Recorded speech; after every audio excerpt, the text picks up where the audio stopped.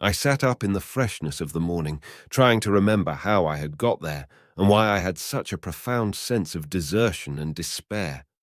Then things came clear in my mind. With the plain, reasonable daylight, I could look my circumstances fairly in the face. I saw the wild folly of my frenzy overnight, and I could reason with myself. Suppose the worst, I said. Suppose the machine altogether lost, perhaps destroyed.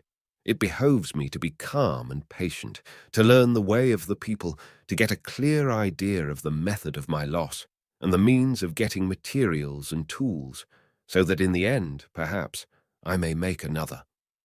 That would be my only hope, a poor hope, perhaps, but better than despair.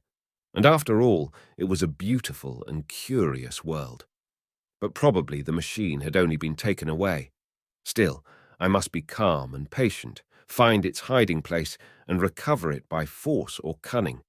And with that, I scrambled to my feet and looked about me, wondering where I could bathe. I felt weary, stiff, and travel-soiled. The freshness of the morning made me desire an equal freshness. I had exhausted my emotion. Indeed, as I went about my business, I found myself wondering at my intense excitement overnight. I made a careful examination of the ground about the little lawn. I wasted some time in futile questionings, conveyed, as well as I was able, to such of the little people as came by. They all failed to understand my gestures. Some were simply stolid. Some thought it was a jest and laughed at me. I had the hardest task in the world to keep my hands off their pretty, laughing faces. It was a foolish impulse, but the devil begotten of fear and blind anger was ill-curbed and still eager to take advantage of my perplexity. The turf gave better counsel. I found a groove ripped in it about midway between the pedestal of the Sphinx and the marks of my feet, where, on arrival, I had struggled with the overturned machine.